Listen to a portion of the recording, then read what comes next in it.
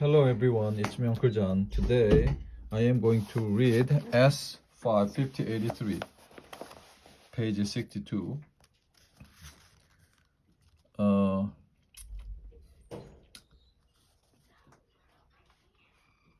know, she shrugged Rosie and gave Kitty a little friendly pat to show she understood. By the end of the day, Kitty was thoroughly fed up with her cousin. She didn't bother to talk to anybody much, so they didn't bother to talk to her. She put her hand up too much in class so that it looked like she was showing off. When she opened the lunchbox, she made a great point of telling Kitty in a very loud voice that her mother only gave her healthy food, and she was never ever allowed to eat chocolate, sugar, or junk food.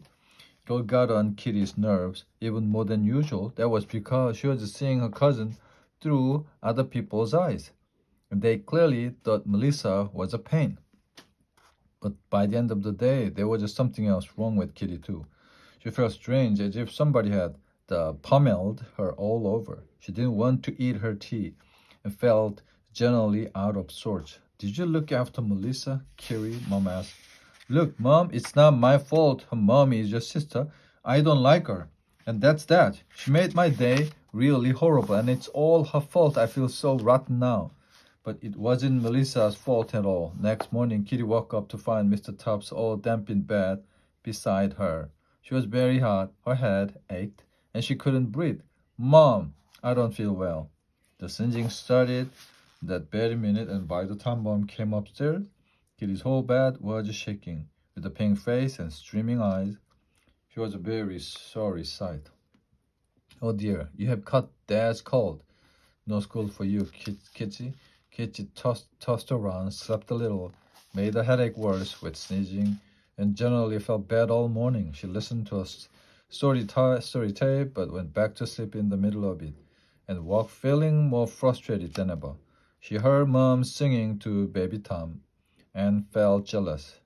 And she thought how unfair it is that you can never stay off school when you are well enough to read, draw, and play, but only when you don't want to do anything at all. While Tom was having his nap, Mom came up with some hot black currant juice and sat on Kitty's bed for a chat. That made the kitty feel better. After a while, Mom said, I wonder how Melissa's getting on without you there to look after her. For some reason, I swear Mom said that made Kitty feel a little bit guilty. So she explained to Mom in her snuffly voice that Melissa could do a lot more to make people like her. Well, maybe you should tell her. Why me? Because it would be best coming from you. Remember that time William's friends and cousins were teasing her? And you stuck up for her? Yes. Well, you gave her a little talking to then. For a while she listened, didn't she? Why not try again after all? Kitty, if it works, it'll make life better for you, won't it? Kitty realized that was true. Unwillingly, she asked Mom what she thought she should do. Telephone her tonight. Oh no, I'm not well enough, whined Kitty. Well, write her a letter. You got that lovely writing paper with dolphins on it for your birthday, and Daddy is going over tonight to help Joe put up some shelves so he can take it. Kitty knew now that she had no choice.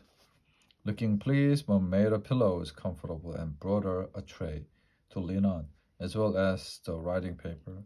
I'll leave you to it, she said cheerfully, and left Kitty chewing the pen and wishing she had never agreed to this plan. She thought and couldn't make herself tell Melissa the truth. At last, she looked down and saw Mr. Tubbs looking at her with that funny lopsided expression. Just get on with it, Kitty, he seemed to be saying, and that gave her the idea. This was the letter that went to Melissa that Tuesday evening. Then Melissa, Kitty asked me to write to you.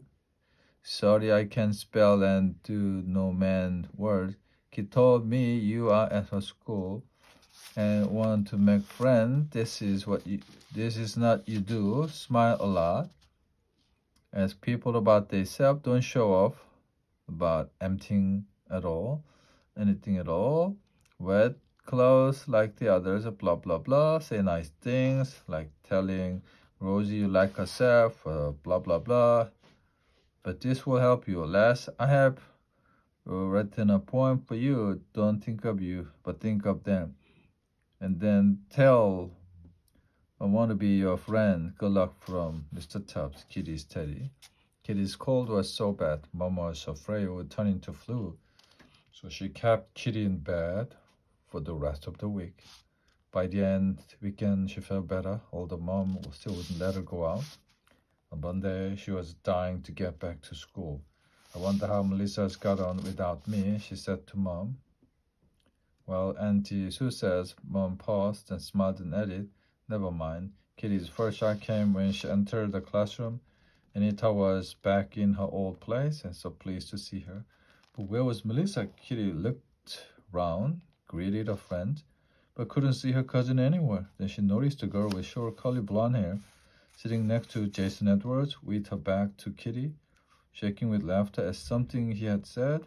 Oh, surely it couldn't be. It was Melissa. She turned round and gave Kitty a cheerful wave, just as Mrs. Watson came in and said good morning to them all. Kitty stared at her cousin. Couldn't stop staring. She didn't even hear Mrs. Watson ask them all to get out their rough books. Melissa looked like a completely different girl. Gone were the fussy ribbons and droopy curls she used to be so proud of. Gone were the pale tight, shiny party shoes and neat little skirts and dresses. Today she wore a gray hooded sweat top over plain navy cotton trousers with pockets on the side of her legs. Navy trainers with an orange flash, and the short hair made her look, well, great. Kitty felt dazed. She couldn't wait for break to come so that she could see if Melissa changed in any other ways as well. When the bell rang, they all got up with a clatter. To Kitty's amazement, Melissa didn't even wait for her, but walked out of the classroom so confidently with Jason and his friends that Kitty almost felt the twinge of envy. Rosie came up behind her and stuck her arm in Kitty's. We all think your cousin is really cool, kid. Hey, Mel, wait for us. Mel? Smile Melissa gave Kitty would have lit up a dark room at midnight. She looked so relaxed and happy that Kitty felt she was meeting her for the first time. Kid, did you know Jason's got a new puppy? He's called Dan, her cousin asked. I wonder if he's as noisy and nutty as my old brother, said Kitty with a dazed smile. He's invited a crowd of us to his place next Saturday to play with it. William's coming, said Melissa. You too, Kitty, if you want to, Jason interrupted. Kitty felt as if she was dreaming. She looked the cousin up and down. In the end, she couldn't help herself. She had to take her to one side and find out. You look fabulous, Melissa. Listen, will you do me a favor and call me Mel? Everybody else does now, said her cousin. Okay, Mel, but where'd you get the clothes and everything? I had some birthday money. I got Mom to take me shopping. She was a bit hurt. I didn't want to wear the clothes she chose anymore, but sometimes you have to hurt the GU's feelings. Kitty nodded. Listen, I hope she didn't think it was my fault. Why? Because, it's nothing to do with you, Kitty, is it? It's all the doing of that very wise teddy bear who hangs round your house. The end.